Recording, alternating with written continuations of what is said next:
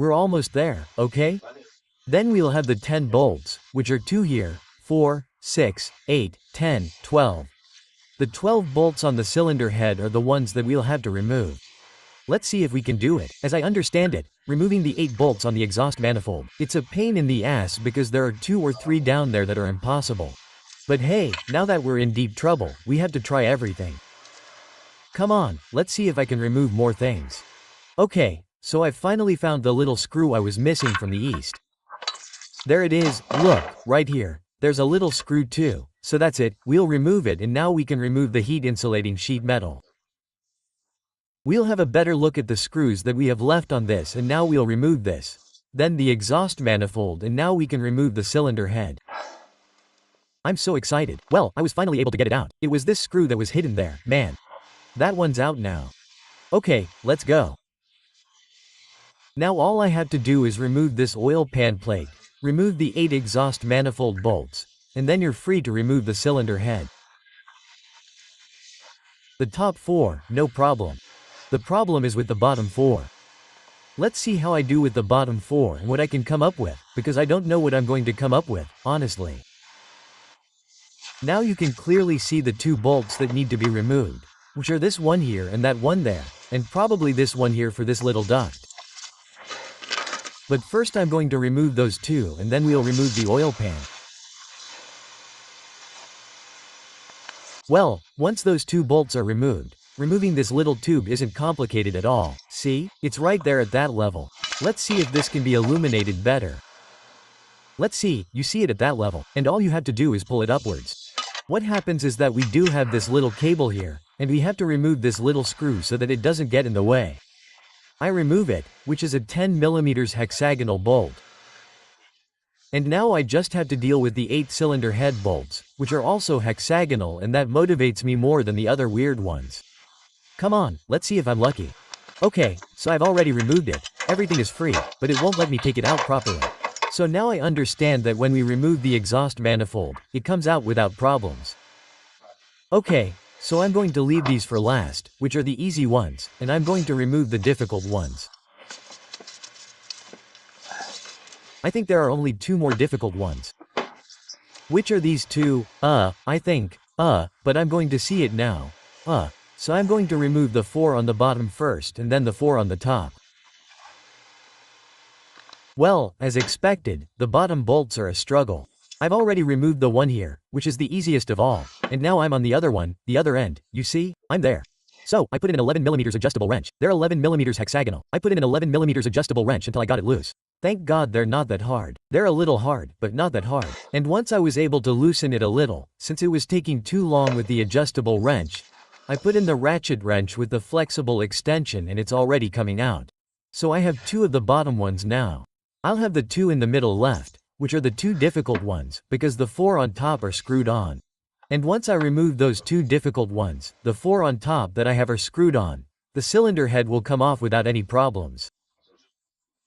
It's very important to untighten it in the reverse order to the tightening order indicated in the workshop manual, which is very important to do the untightening correctly, okay? Very, very important. Well, in the end it's not being so painful because I'm finding a gap, even if it's a little crooked and with skill. I've already removed the 3 from below, I only have this one left, but I'm already loosening this one, so it won't make me suffer anymore and I should have the 4 from below. So I think this is almost done. Well, 4 from below removed. 3 of them came out with the stud and the other one came out by itself. Now take the 4 from above. Done. Well, that's it. I've already removed the 4 screws. I thought this was going to flex more after loosening what we loosened from below, but no. See? It flexes enough to take it out, but it doesn't stay that way. No problem. Enough to remove the cylinder head gasket, that is, the entire cylinder head. And here remember that there is a new exhaust manifold gasket that needs to be replaced. Okay, the exhaust manifold gasket. Well, let's go. Now, what is the order to loosen the cylinder head bolts? Here we have all the super important information on how to tighten the cylinder head. There are 10 bolts that are actually on the cylinder head and these 2 bolts, bolts B, which go from the cylinder head to the timing cover. Those are smaller and have a different clamp. The clamping of the cylinder head would be in this order, do you see? Bolts A are all these.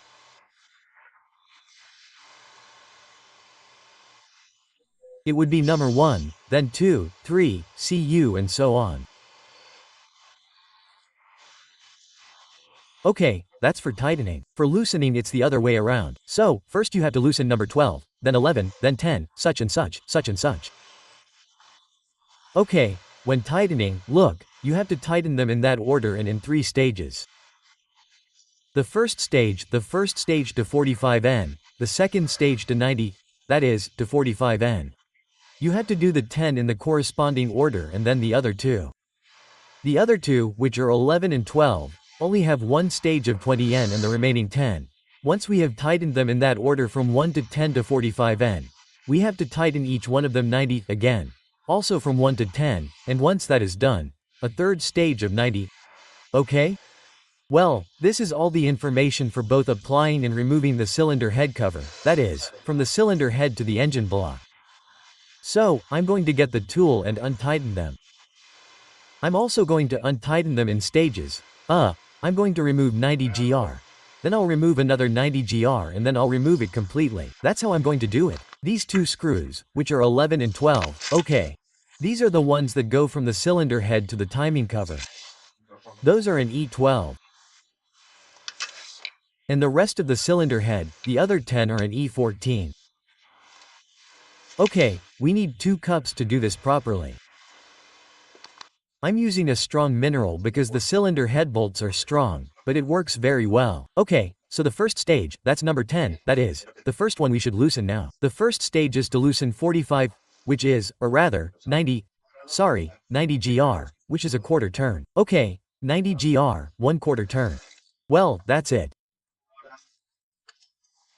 Now let's go with number 9, which is the one in front. This is number 10 and that's number 9. And so we continue. And I've finished the first stage of loosening. Now I'm on to the second stage of loosening, which is much easier. See, this would be number 8. This would be number 7.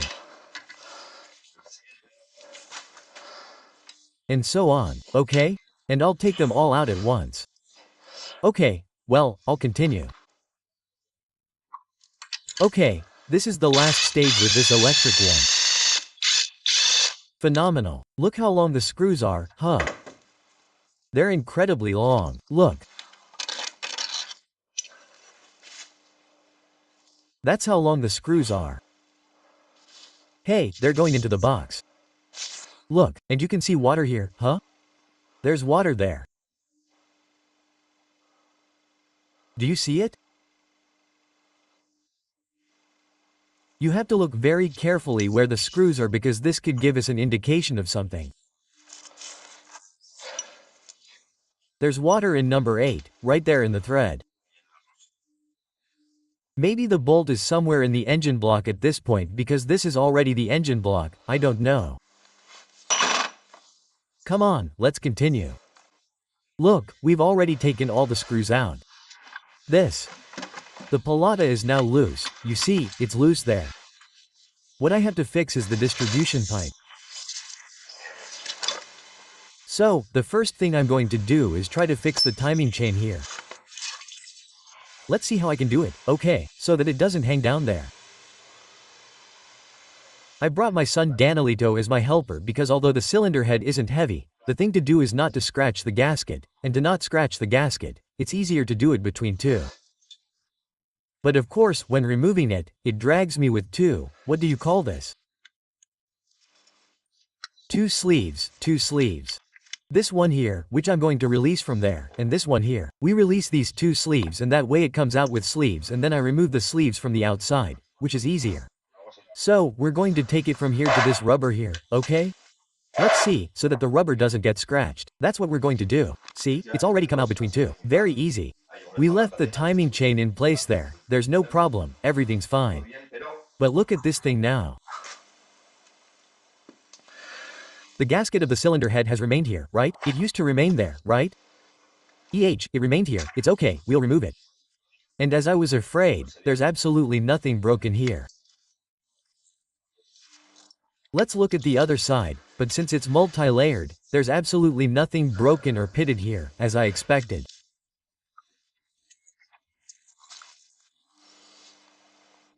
I knew this didn't look like there was any problem, and it doesn't look like it. I'm going to inspect it properly. In fact, we're going to take it out of here now.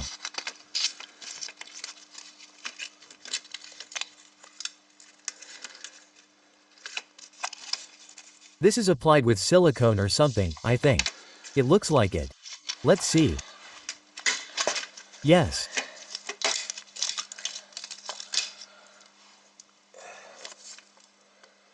Let's see if I can find the steps or whatever somewhere. All the mayonnaise there.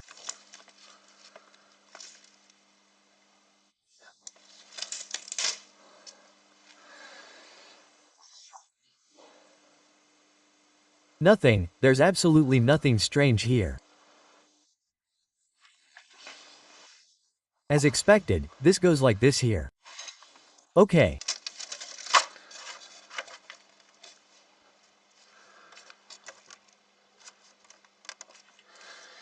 And the cylinder head gasket seems to be perfect.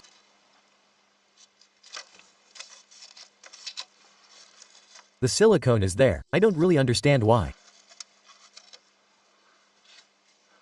I don't know why they put silicone here. They shouldn't have put silicone there.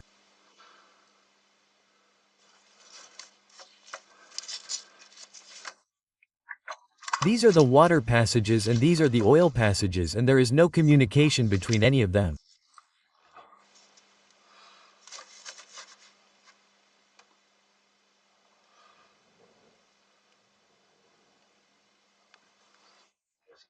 I'm going to continue examining it slowly, but it doesn't seem to have anything at all.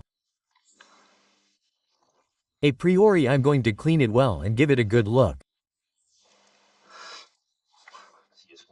But of course, if it is as we feared, that it is not the cylinder head gasket, then what the hell is wrong? Is the cylinder head gone or is the block gone?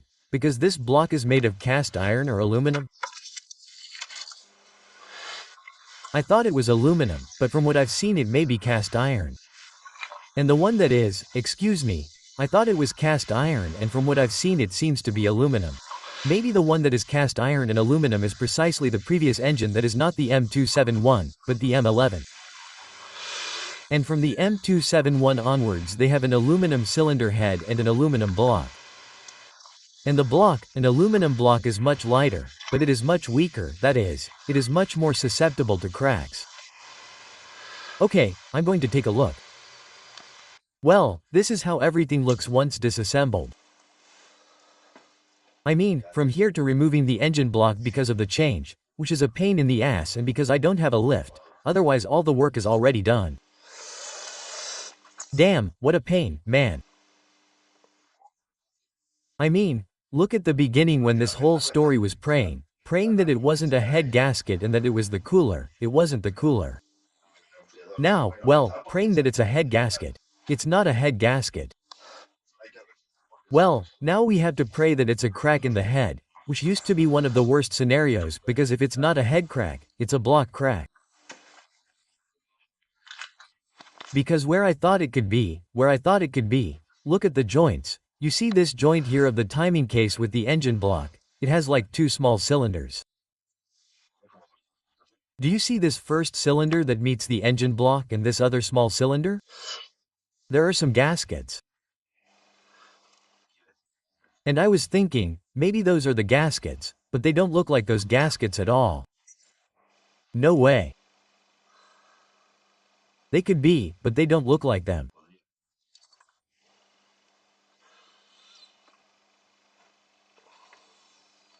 Because removing the timing belt crater is a hassle. I mean, to change those gaskets and change the timing belt crater. But to remove the timing belt you have to remove the lower casing. And to remove the lower casing, you have to remove the axle from the front of the car. And that's a hell of a job without a lift. With a lift there's no problem, but without a lift it's a real hassle. That, since they did a cylinder head gasket, I'm telling you, a couple of years ago and about 20,000 kilometers ago, maybe the guy who did it for the woman who sold me the car, changed the cylinder head gasket with a pair because he saw it was broken and said, okay, solved. But I don't plan it, and the cylinder head would have gained some slack and all the water would leak through there. That's another one. Since I have a ruler, I'm going to use the ruler to measure it to see if it's warped. If it is warped, that could be another explanation. Well, now I'm going to measure the flatness of the cylinder head before taking it to the rectifier, but to do that I'm going to remove the accessories because the rectifier also told me that this one has to be taken without accessories, completely bare. Okay, so come on, the first thing I'm going to remove, which is this screw here, is this flange that will have an O-ring, and you'll also have to buy the O-ring. Okay, we're going to remove this flange after removing this set of sleeves that only go with this screw, which is an E8, okay. There's an E8. Now we're going to remove these two here, this one and this one. Let's do it. On the front, I have this one here. And I'm also going to remove these two little things so they don't get lost, okay? The two guides, okay?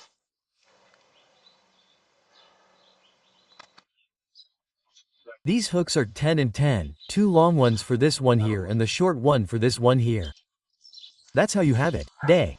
Okay, and now I just have to remove the spark plugs. I'm going to remove the spark plugs and these little things, and it should be clean. I'm going to clean it.